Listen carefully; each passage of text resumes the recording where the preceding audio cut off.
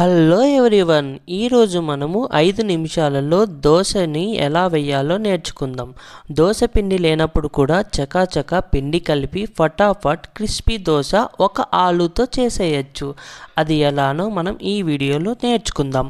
1 glass ఇంట్లో బియ్యంని mix చేసి అందులోకి శనగపిండి 1 కప్పు, కారం, ఉప్పు, కట్ చేసిన ఆలు, వెల్లుల్లి 4, పెరుగు కొద్దిగా వేసుకొని కొన్ని వాటర్ యాడ్ చేస్తూ మిక్సీ పట్టండి. మీరు ఇక్కడ చూసినట్లయితే ఇక్కడ ఈ వీడియోలో నేను ఎలా అయితే చేశానో అలాగే కరెక్ట్గా చేస్తే మీకు దోశ పిండి కరెక్ట్గా కుదురుకుంటుంది అన్నమాట. ఇప్పుడు మనం మిక్స్ చేసిన ఆ యొక్క పిండిని గిన్నెలోకి తీసుకొని కాస్త బేకింగ్ సోడా వేసి దాని మీద కొన్ని వాటర్ పోసి బాగా కలపండి. అంతే, దోశ పిండి రెడీ. చూసారా ఎంత బాగా వచ్చిందో?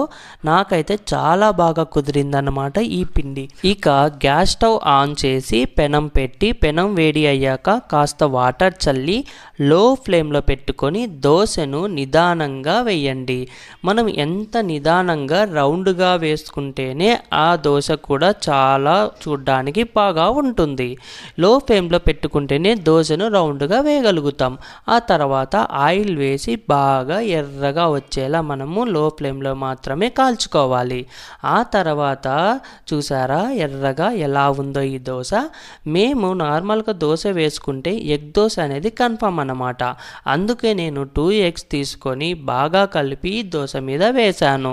పైన వేసిన తర్వాత మనం ఏదైనా కానీ కొన్ని మసాలాలు ఉంటాయి కదా ఇంట్లోనే, ఆ మసాలాని పైన చల్లుకున్నాను. అప్పుడు ఎగ్ దోశ అనేది రెడీ అయిపోయింది. చూసారా ఎగ్ దోశ కూడా ఎంత బాగా వచ్చిందో? వావ్, ఎంత బాగా వచ్చిందంటే తిన్నాక కూడా టేస్ట్ కూడా అలాగే ఉంది. ఇలా మీరు కూడా 5 నిమిషాలలో దోశని రెడీ చేయాలనుకున్నట్లయితే మీరు కూడా ట్రై చేయండి నేను చెప్పినట్లుగా ఈ వీడియోలో. చూసారా దోశలు ఎంత చక్కగా వచ్చాయో? ఎగ్ దోశ అయితే ఇంకా వేరే లెవెల్లో ఉంది. చాలా ఎర్రగా వస్తాయన్నమాట దోశలు కూడా. టేస్ట్ కూడా అలాగే ఉంటుంది. మీరు కూడా ట్రై చేసినట్లయితే ఈ వీడియోలో కామెంట్ చేయండి. Thank you for watching. Please subscribe.